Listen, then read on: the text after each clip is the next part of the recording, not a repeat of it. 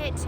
We are going to tell you about some of the businesses that we have worked with and highlighted in the past year, and just how they have come through 2020 and what they need now.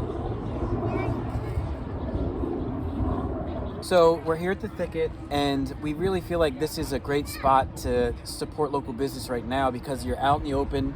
A lot of people feel more comfortable out here in the open, and it's just surrounded by local business.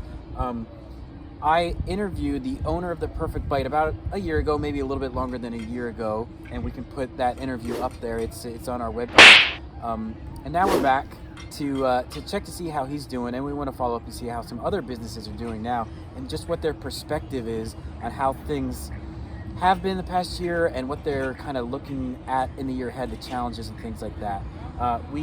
Last time we were here, we got the South First Burger. Yes, so good. Maybe the best burger we've ever had, Best and it's burger ever. maybe the best burger in Austin. So people ask us stuff like that, and we always say try the Perfect Bite, and we tried something a little different this time. It's this salmon burger. So we'll let you know how it is.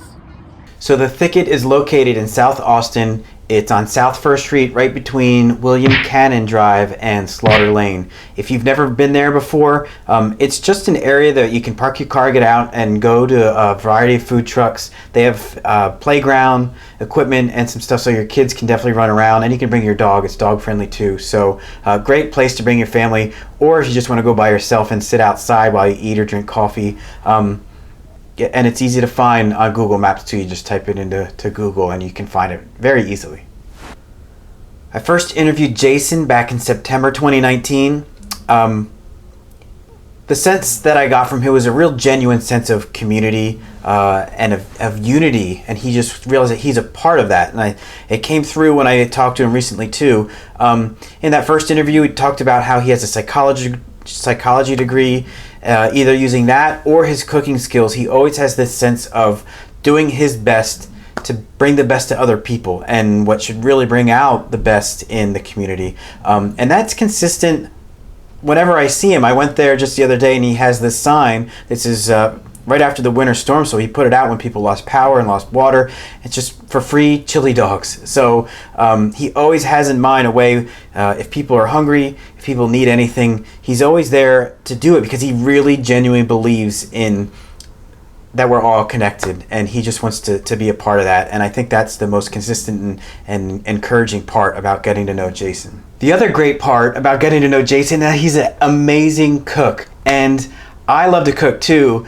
Not that I know any of the techniques that Jason knows, so I wanted to learn from him as much as possible. So he actually let me go into his food truck and record him making a burger. And I called the video How to Make a Perfect Burger. And I learned a lot just by watching him and making that video. And now I try to use as many techniques as I can to make the perfect burger. And I've gotten better by watching him, but I'm still not as good as him.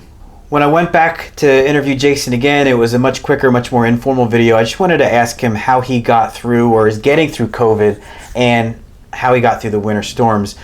His story is a lot like other small business owners getting through COVID, how it was just really brutal at the beginning. They had to shut down. When he did try to come back in the summer, it was hard because there were limited ingredients. Ingredients were hard to get, or they're very expensive, which you can imagine the pressure that puts on a food truck business. But he had this positivity about what he was saying, how getting through something like that makes you stronger and you learn from it. He looked around at the Thicket, the other food trucks that made it through, and it encouraged him just to see them get through it and how they all got through it together. And it's really great now when you go there, and how he has the free chili dogs, and the other food trucks are also giving away things just to try to help people who need it. I mean, how many of us would want to go to work every day with other people that have that sense of wanting to help each other out? I can't imagine how much going through these difficult times kind of forged them together and just made them happy to be a part of what they're doing. So before I wrap this up, I just want to talk really quickly about the food there. The first time I went, I think I got the South First Burger. Unbelievable. I couldn't believe it's big. It fills you up. Sometimes Lindsey and I go there and we'll split a burger and we feel pretty good about it just because it's a lot. So if you really like a big burger, you go get one yourself. I'm sure you will love it. In fact, it's really nice to have that option when people say, hey, take me to the best burger in town, and you can take them there, and I guarantee it'll be you'll be happy with your choice. The last time I went, I got the salmon burger, and it is different is that it doesn't fill you up. It's not so heavy, which a lot of people like that. They like to leave lunch and not feel weighed down for the rest of the day. So I recommend you try that salmon burger if you like salmon, but sometimes, like when I eat salmon, it doesn't have all the taste and you have to add the ingredients, and sometimes salmon hits a spot, sometimes it doesn't. This one hits the spot. He put something in there in that burger, the salmon burger, that tastes so good and so fresh. I can't emphasize how much I liked it.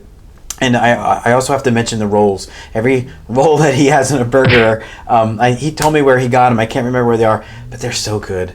So try the burgers, emphasize the rolls, look at the menu. There's options for kids. There's next time I go, I think that my favorite topping on his burger are the caramelized onions. That's my favorite topping on any burger. But he told me how he makes the caramelized onions, and he pretty much told me the way I'm doing it.